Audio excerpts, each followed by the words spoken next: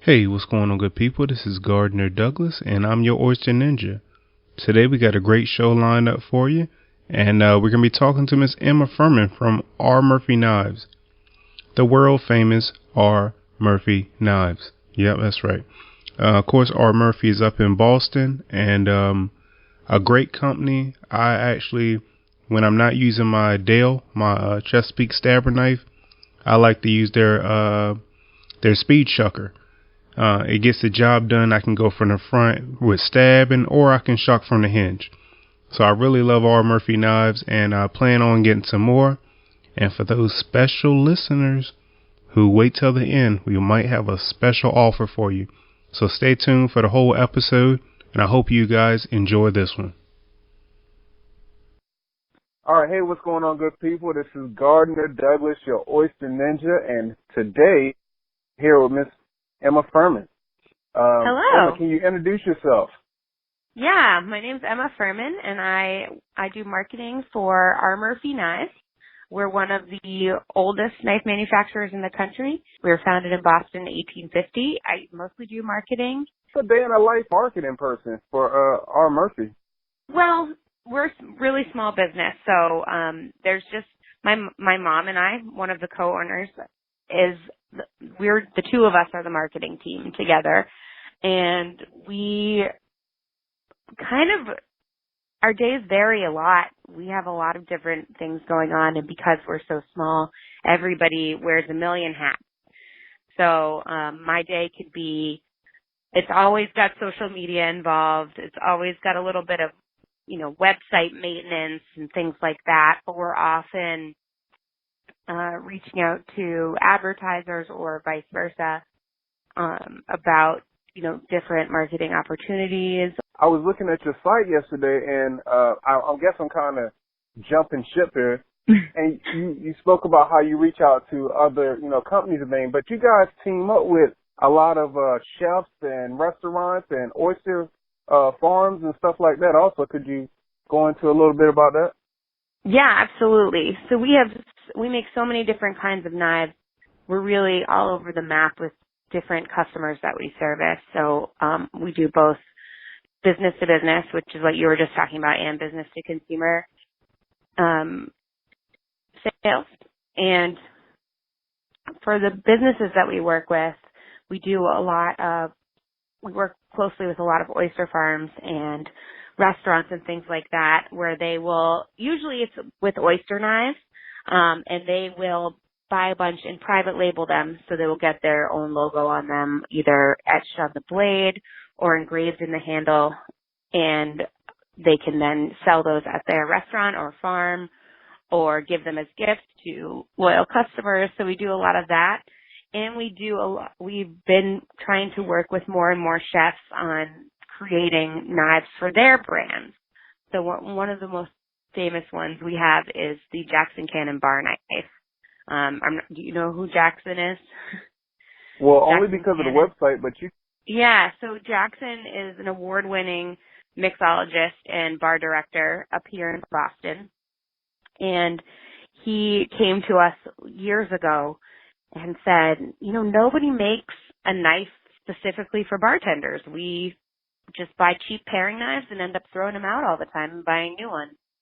So we worked with him and everyone at his bar, the Hawthorne in Kenmore Square here in Boston, and developed a knife that worked great for them, made it nice and spiffy and sexy, and nice. It's taken on a life of its own, really, because there just wasn't that product before. So that's an exciting one that we've done. We've also worked with Andy Husbands on the Pitmaster knife. So yeah, we've been trying to reach out to chefs and just people in the industry and get some new exciting products out there.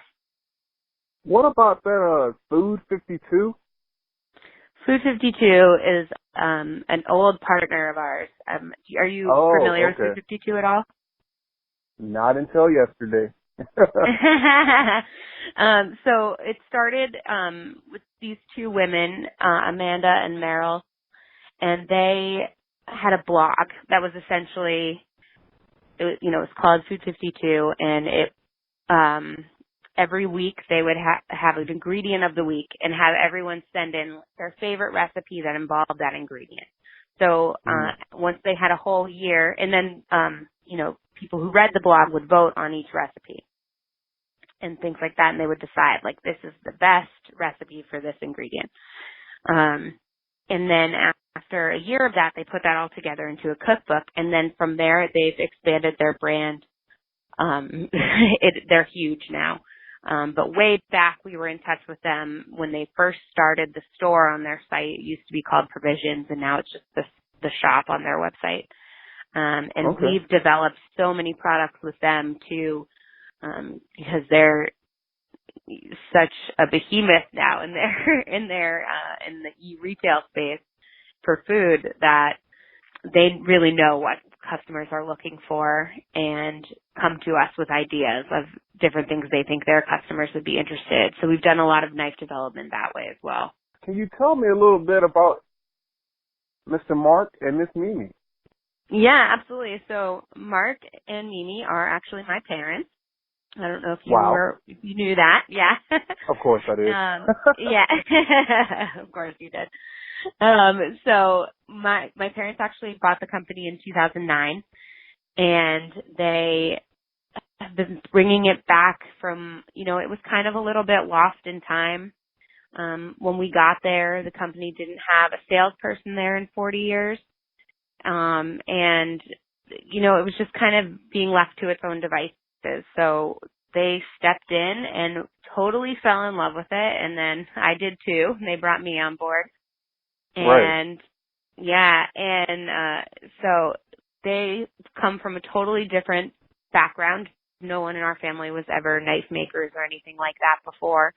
Actually, the two of them in the 70s started a construction business together, and they were doing that for a while, and then for a while just Mark was doing it while my sister and I were being raised. Right. And so we come from a very different background, or they do at least, and just fell in love with it so much. And, my dad has a great engineering brain, and, went to school for engineering. So he really got to dig into that side of it, and knife design and, working with all the old machines and things like that. He really, really loves that part of it. And, my mom, Mimi, is just such a wonderful people person, natural marketer, I would say. Very intelligent and passionate, and loves talking to people, especially about our knives.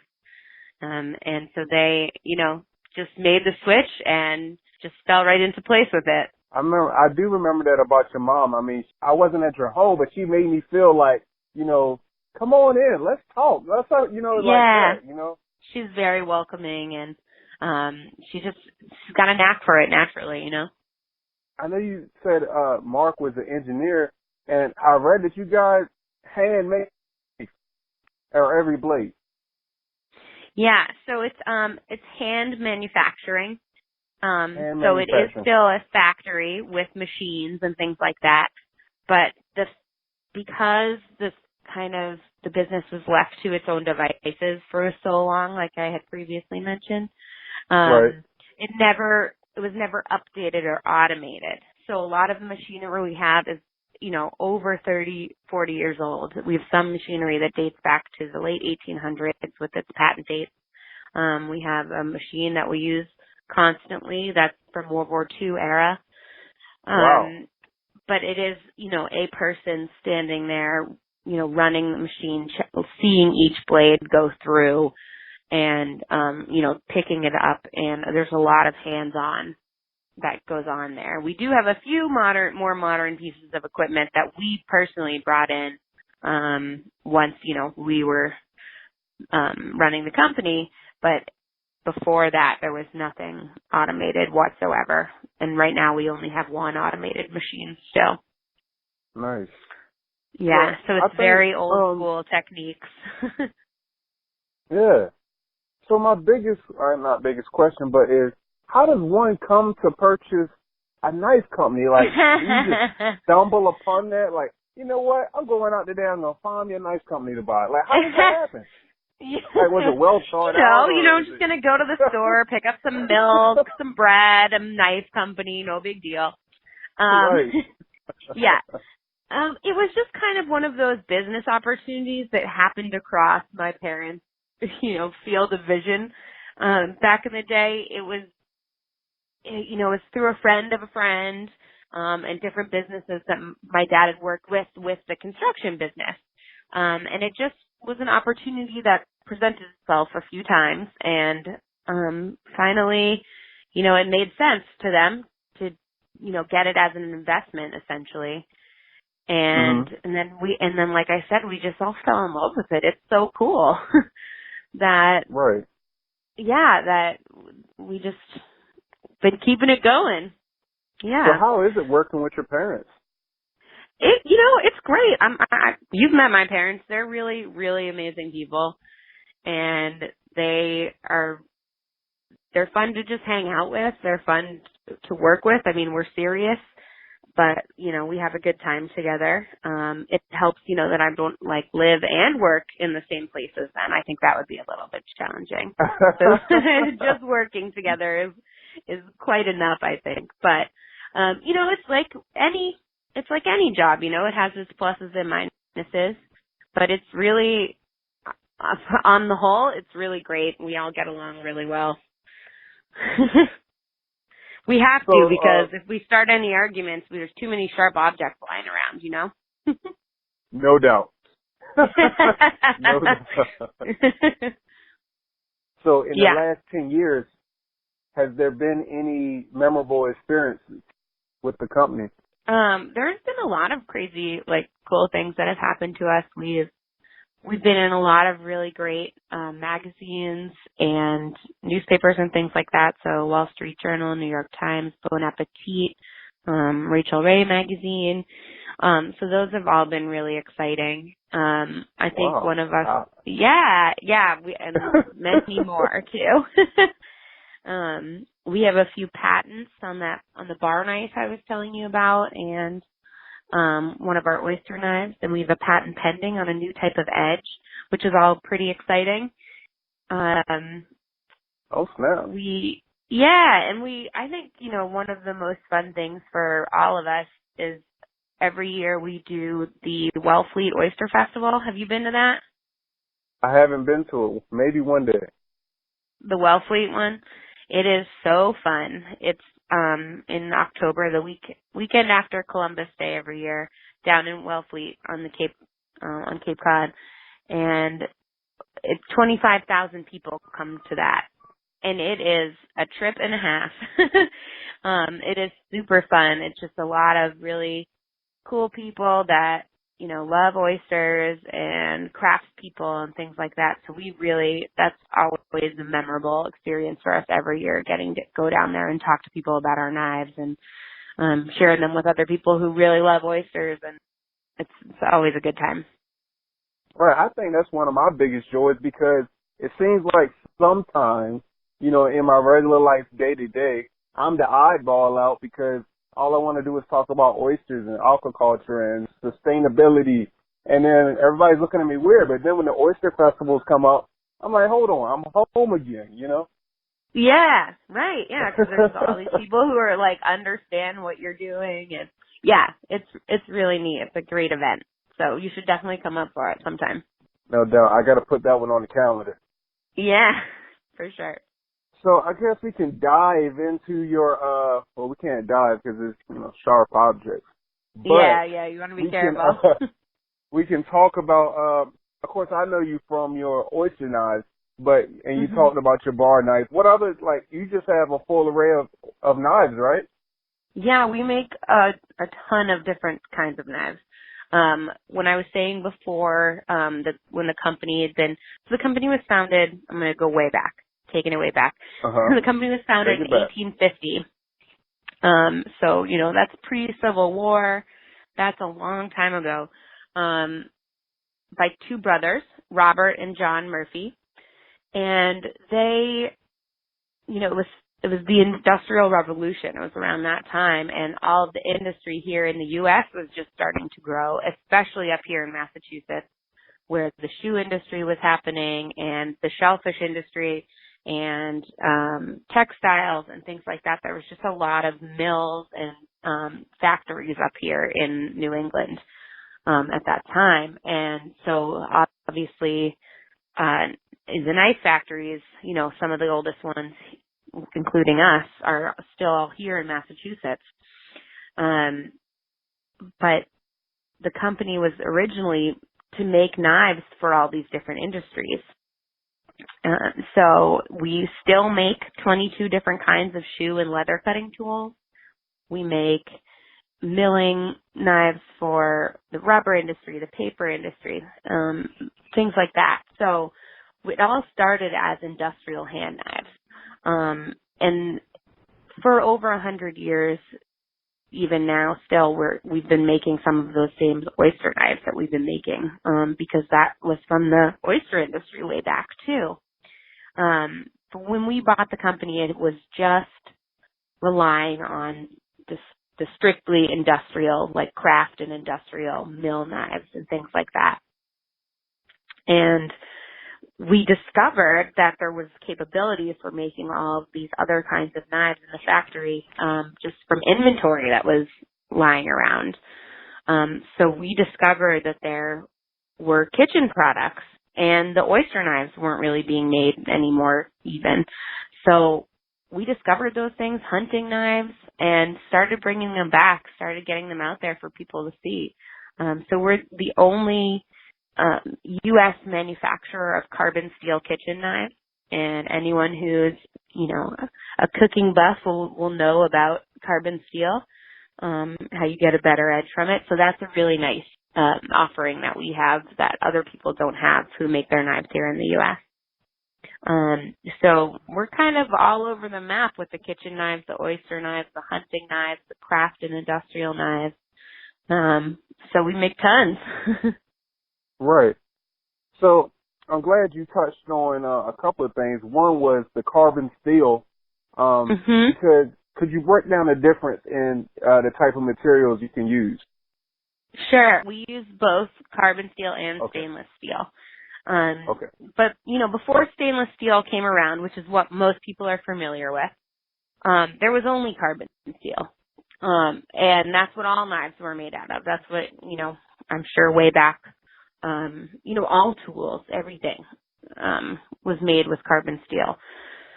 And then stainless steel was invented, and people really preferred to not have their knives have that stained look that carbon steel can get, that patina.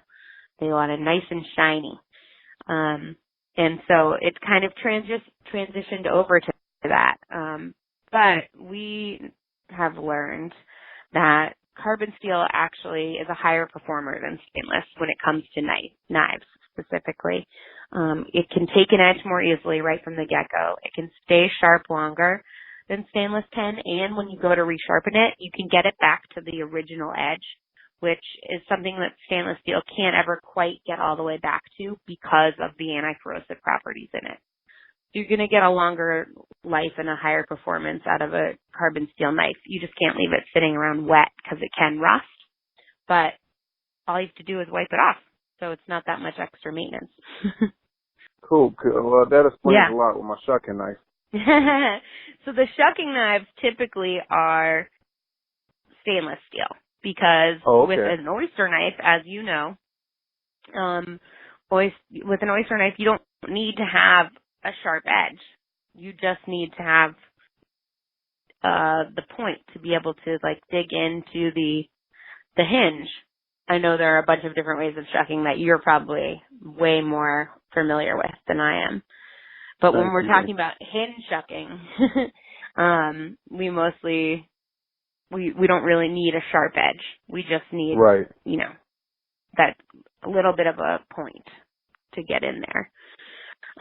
But we do have some carbon steel oyster knives, still kicking around the factory. If you want some, you know, some old looking ones. Oh, of course. I'm not going to turn any old knives down. So, when looking for a knife, and not just the oyster knife, but any knife, and you can touch both areas as far as like oysters and just regular knives, what should we be looking for when we go to buy knives? So a few things that I think are important for people to know is, like I was saying, with the carbon steel with the edges, that's always a nice thing to look for. And just being able to identify a few different things about knives. You want to make sure that they have a good weight in your hand and a nice balance. So between the blade section of the knife and then the handle section, when you're looking at the handle, it's always nice, and this is more with cooking knives, but we do this with a lot of our different products, to make sure that the steel runs all the way through where the handle is. So that's called a full tang. The tang is the part of the knife that is not the blade, so the handle section. So the full tang steel running all the way through, that'll give your knife a little bit more weight, and it'll balance much more easily between the handle and the blade. We like wooden handles, but we do make plastic handles as well, as you know, especially for oyster knives. Right. So as far as, let's just talk, well, I guess you can hit both sides again. Just taking care of knives. Besides, is it more than just, wiping it dry and make sure it's dry?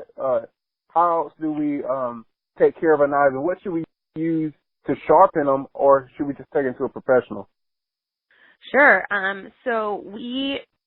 So for general care, we're going to probably recommend this to you no matter what kind of knife you have, especially with a sharp, fine edge like a chef knife.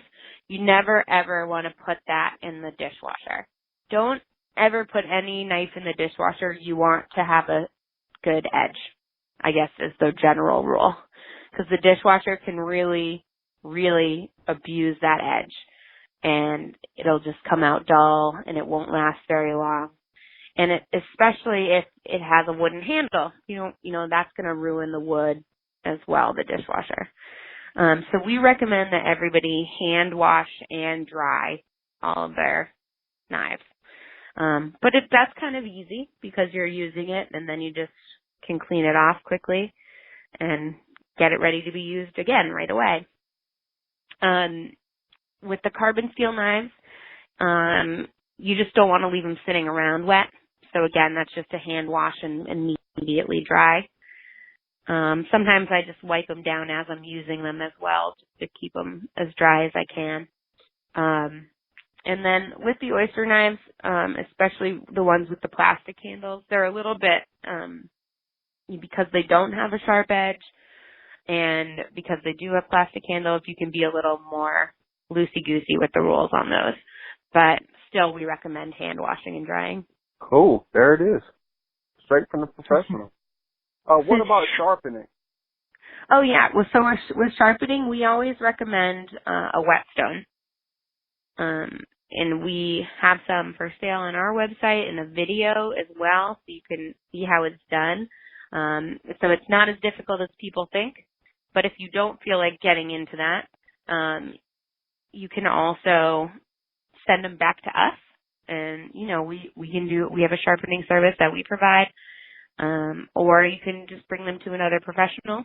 But yeah, whetstone is typically the best way. There are other sharpeners out there on the market which will get the job done, but can also remove quite a bit of steel from the blade, so your actual knife will not last as long as you keep sharpening it, because it will just get smaller and smaller. Right. Yeah. Wow, that's top-notch service. I didn't know you take knives back. Yeah, you can send them back to us. I think it's $5 a knife for sharpening. Wow, that's affordable. Yeah. So let's talk about the reason why we're all here. All right, let's talk about it. So your oyster knives, I was looking, and I think another shucker actually sent me the link because I had been seeing the handles, but I guess I wasn't putting two and two together. But let's talk about your eco-friendly knives. Yeah, so as we all know, there's a ton of pollution out in the ocean, and it just seems to be getting worse.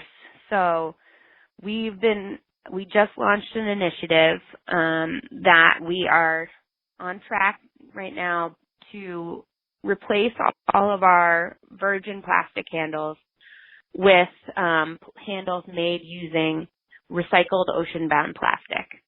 So this is plastic that is collected from beaches and waterways,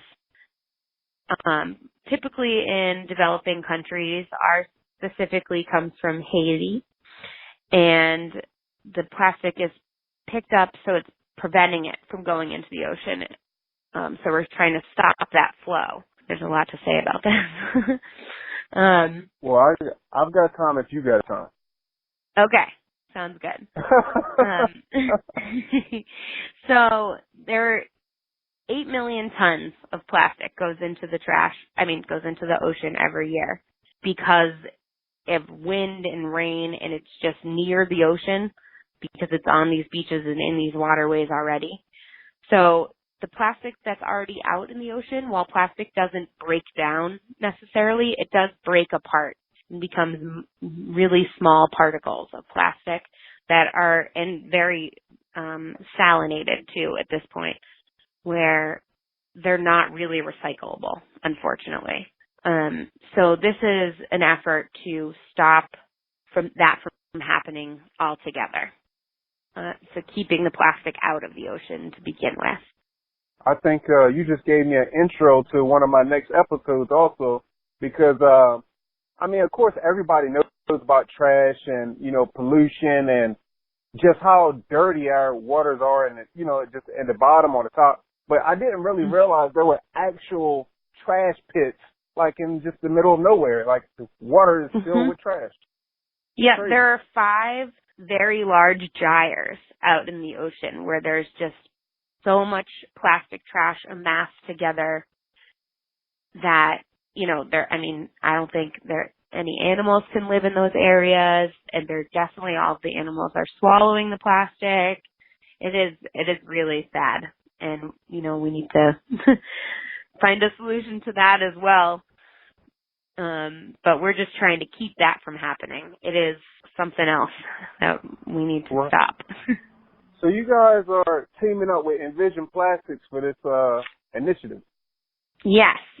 So that Invision Plastics is a company that's here, U.S.-based, and they pay local people in these developing countries, so pay local Haitians to go out and clean up the plastic trash on the beaches.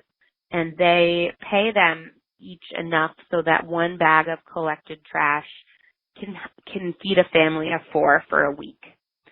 So it's really creating jobs and helping the communities in those developing countries as well be able to be employed and feed their families and things like that. And then the plastic is sent back to the States where Invision turns it into pellets. And then the pellets are sent to our plastic handle maker who's in Connecticut, and he turns them into our handles for us. That's more of a reason to buy Oyster knife now.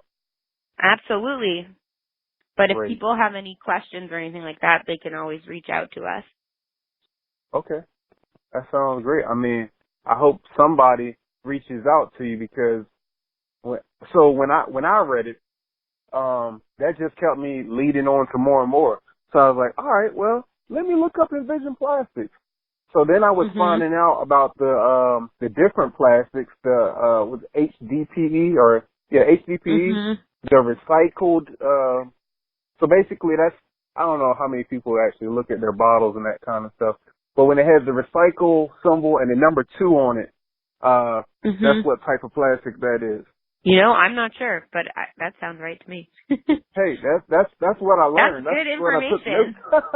Yeah, that's really good information.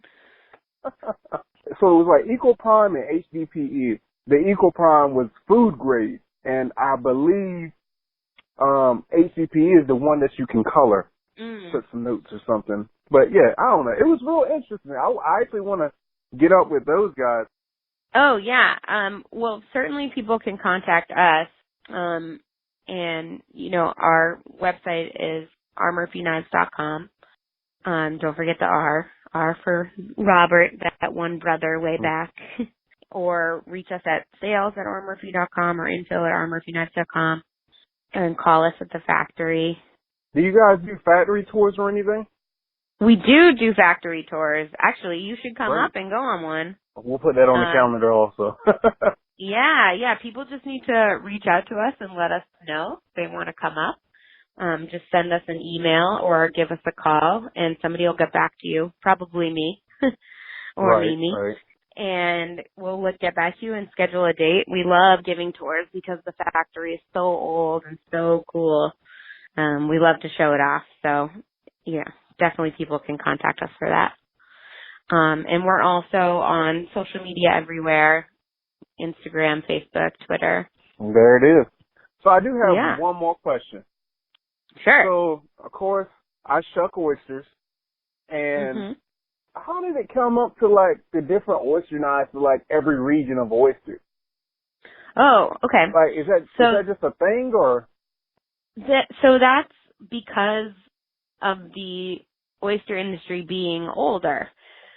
Back before oysters were farmed, they were much more varied in size and shape and shell texture, things like that by region. And I mean, they still are pretty varied, but they were much more back then.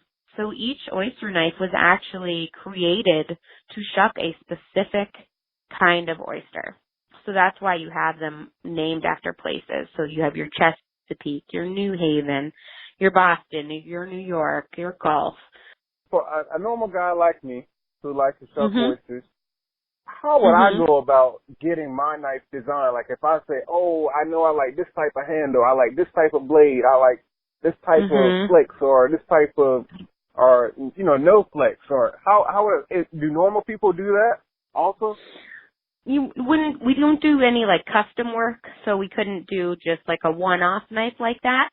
But if it were something that had, a large interest, with a lot of people, interested in something like that, we could certainly talk about creating a new type of knife. Cool. And one more last question for real this time. So, I was looking at your knives. What is the difference between the New York and the, I think Boston it was the New York and the Boston. Is it a big difference there? There is a difference. The New York is actually larger than the Boston, as you might expect. Because at one time, the oysters in New York Harbor were over a foot in diameter. Get the out of here. I know. So that blade, the blade on that New York oyster knife is 4 inches long because you needed something that long to be able to get in there and cut the adductor and just be able to twist it in and everything like that. So you needed a really big blade for those gigantic oysters. Okay. Isn't that wild? There we have it. That is, wild oysters. Wow, that is wild. Yeah. But now that they're farmed, you can basically use whichever knife you want. It's all about personal preference. So find a handle shape you like, find a blade you like, and then just start shucking. What do you think about the shucker patty? I haven't used it. We've talked to Patrick a bunch, and it's cool. It's a really cool idea. I just haven't actually tried it out to use it. I'm a traditional hinge sucker myself, so I'm not sure. So what's your favorite style? My favorite? I love our Wellfleet. Okay. Yeah, I love our Wellfleet oyster knife. I just love that it has kind of a teardrop shaped handle, and it's a full tang oyster knife. And it's similar blade to our Duxbury oyster knife with the plastic handle, but it's about a half an inch longer, and it's reinforced up through the tip, so you don't get a lot of breakage as long as you're shucking correctly, which is twisting, not prying, as you well know. Right, exactly. Yeah. So yeah, I love the well fleet. Cool. So any lasting messages or anything for the listener? Well, we always like to tell people to get a good knife and go shuck yourself. All right. Easy enough. Easy enough. Well, thank you, Emma, so much. I really appreciate you taking time out your day. Yeah, absolutely. Thank you for having me. And until the next time. Oh, yes. Until next time. All right, good people. Hope you enjoyed that episode with Miss Emma Furman from R. Murphy Knives. Now, R. Murphy Knives have been nice enough to give us a special offer only for the Oyster Ninja listeners. And that is 15% off of your purchase.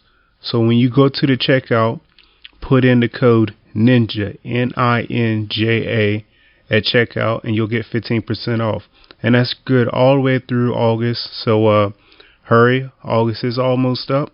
Got a few more weeks to get your knife purchase in. And like I said in the episode, just buying some of those knives with the recycled handles, I mean, that's a good enough reason to, get an Oyster knife to help out in the bigger picture, the bigger plan, So, like I said, I hope you enjoy this episode. Got some more news also. I'm helping promote this movie. Like, if you're in the DC metro area, come out to AMC Courthouse. I think that's AMC 8 on August 30th. And we need some people to sign up so we can make sure this movie goes through. But basically, it's the Oyster movie from Australia.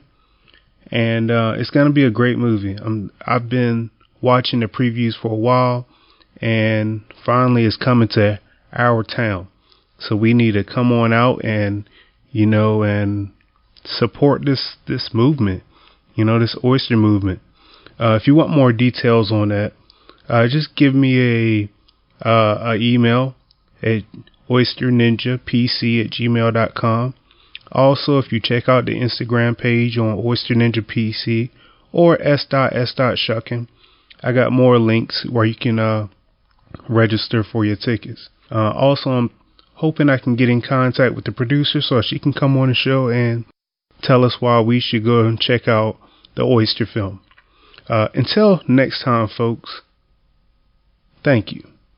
Thank everybody for listening to the episode. Thank you every time for your downloads. Thank you for your encouraging words. Thank you for, everything. Everybody's been good to me, and it's only going to get bigger and better. And let's hope that, you stay on for the ride. All right. Until the next time.